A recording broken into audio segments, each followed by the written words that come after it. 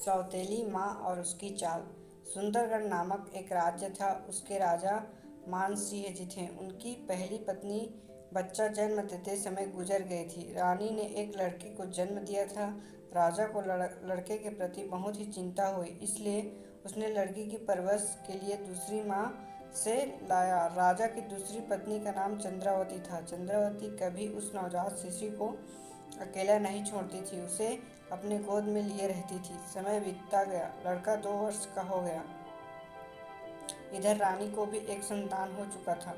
उसकी उम्र 1 वर्ष थी, लेकिन रानी अपने बच्चे को ज़्यादा राजा के पहले पुत्र को मानती थी और उसे कभी भी अकेला नहीं छोड़ती थी और हमेशा उसे गोद में लिया कहा रहा करते थे। पूरे राज्य में बात फैल गई कि राजा की दूसरी पत्नी राजा के पहले लड़के को बहुत मानती है और सौतेले माँ होने के बावजूद वह अपने सगे लड़के से भी ज़्यादा सौतेले बेटे को मानती है।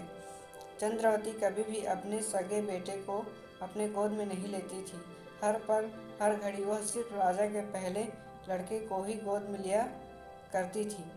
एक बार चंद्रावती अपने मायके गई हुई थी। वहाँ पर वह राजा के पहले लड़के को अपने साथ ले गई थी। यह देखकर चंद्रावती की माँ ने उसे टोका कि तुम हर समय अपने इस सौतेले बच्चे को ही क्यों गोद में लिए रहती हो। कभी अपने बच्चे से भी लाड दुलार करो, उसे भी कभी अपनी गोद में खिलाओ। ऐसा क्या प्रेम इस सौतेले लड़के से कि अपने बच्चे को समय नहीं देती।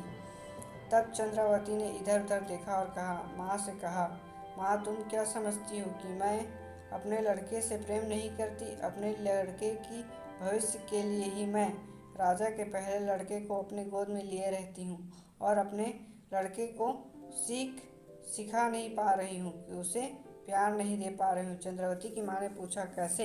मैं नहीं समझी, साफ साफ बताओ। तब चंद्रावती ने कहा, मैं राजा के पहले लड़के से प्रेम नहीं करती। मैं तो उसे अपंग बनाने के लिए हमेशा गोद में लिए रहती हूँ।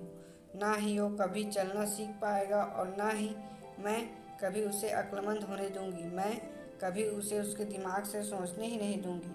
मैं कभी उसे अपने पैरों से चलने ही नहीं दूंगी। उसका हर कार्य वो खुद नहीं करेगा, बल्कि मैं करूंगी। इसकी वजह से वह कभी विकास नहीं कर पाएगा और हमेशा मुझ पर ही निर्भर रहेगा।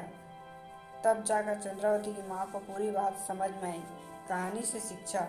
कई सगे माता पिता भी अपने बेटे को इतना लाड़ प्यार करते हैं कि उनका बेटा दुनिया की चुनौती को झेलने योग्य नहीं बन पाता और हमेशा हार और निराशा से घिरे रहता है। अगर आप अपने बच्चे को चुनौती से लड़ना सिखाना चाहते हैं तो उन्हें चुनौतियों से खुद ही लड़ने दें। ये छोटी सी कहानी आपको कैसी लगी हमें कमेंट करके ज़रूर बताएं और इसी तरह के और स्टोरी वीडियो देखने के लिए हमारे चैनल से जुड़े रहें। Thank you.